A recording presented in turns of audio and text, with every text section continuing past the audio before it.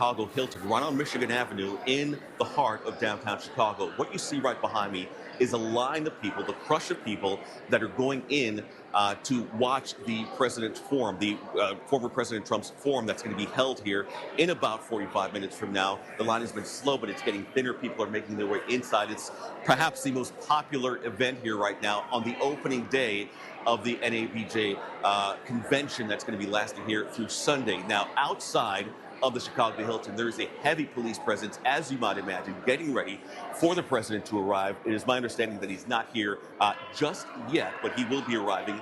Barricades are set up. Chicago police officers are all over the place. Of course, no one's looking for a repeat performance of what happened at the Trump rally in Pennsylvania a couple of weeks ago. Now, let me tell you the controversy that's going on here today. The panel in which Mr. Trump will be participating is going to be moderated by Rachel Scott of ABC News, Gadia Goba from the news website Semaphore, and at last check, Harris Faulkner from Fox News Channel will also be one of the moderators. Now, after it was announced, there was some media backlash, immediate backlash from some prominent journalist. A Washington Post columnist, her name is Karen Arias, said she was stepping down as co-chair of this year's NABJ convention, and she cited the platforming of Trump. Now, the other prominent journalist is April Ryan, and some of you who keep tabs on what is happening in the White House may recognize her name. She actively sparred with President Trump while he was in the White House on many occasions.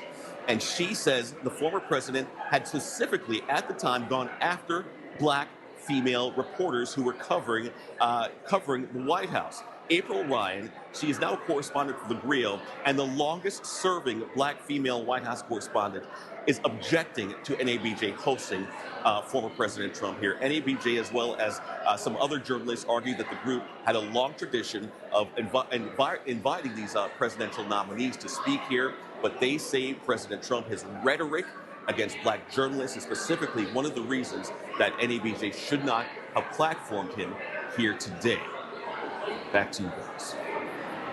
Andre, of course, if Vice President Kamala Harris is elected in November, she would be the first black woman to serve in that White House. She is not expected to speak. Can you take us through some of the reasons why? Yes. Okay, so that is a big topic of discussion because you're here with all these black journalists, Garcia, as you mentioned here, but you don't have the first black female who is running for president attending. Well, here is the latest. According to National Public Radio, VP Harris had been invited. Now, according to NABJ, VP Harris was invited, but they hadn't heard back. Now, recently, National Public Radio announced that VP Harris was invited to attend, but was not able to do so because of scheduling reasons. The NABJ team, this is from the Harris camp now, unfortunately denied a request for the VP to take part in a fireside chat virtually or to host an in-person fireside chat with the VP at a later date. Now, that is from the Harris camp reporting to NPR as the reason she is not appearing at this event today. But many people have been asking, hey, what happened to the vice president who is the presumptive nominee here for the Democratic Party? Why is she not appearing at the biggest convention for minority journalists in the country? Thousands of people attend this every year, and why would she not be here? And that is what we're now hearing about the reason she is not attending this event. But President Trump, former President Trump, will be participating. And Andre, I'm curious if all the journalists there, I'm sure you've been there for the last 24 hours, or at least last night. Yep. Does everyone feel this way about former President Trump speaking today, or is that just a faction of the folks there? Frank, I want to be very clear about what is happening here. The folks who are protesting President Trump speaking here, they have very prominent roles. They have a lot of followers on social media, but I still find it hard to see whether they're the majority here. I have spoken since I landed here yesterday to a number of journalists throughout this convention. It's been the top topic here. And I find it hard to find anyone else who protested this. They say we are journalists. Regardless of your belief about President Trump, what he has done, he is still running for president. He could end up being president. And the platform here will allow you to question him in a way and ask him those tough questions to his face. But you can't do that if you're not participating, if you're not inviting him to it.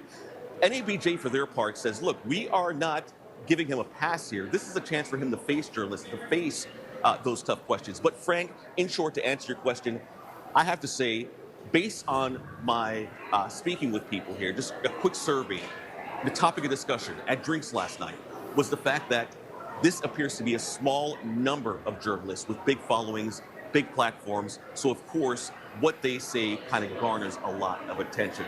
I don't have any scientific proof of that, but I can tell you a lot of journalists here feel that former President Trump should be here and should be able to speak to black journalists, and they should be able to ask him questions. All right. Andre Sr., there in Chicago. The talk starts in about 40 minutes. We'll break you loose, have you back at noon to see what was said. All right. Thank you for your live reporting. Thank you, Andre. Meanwhile,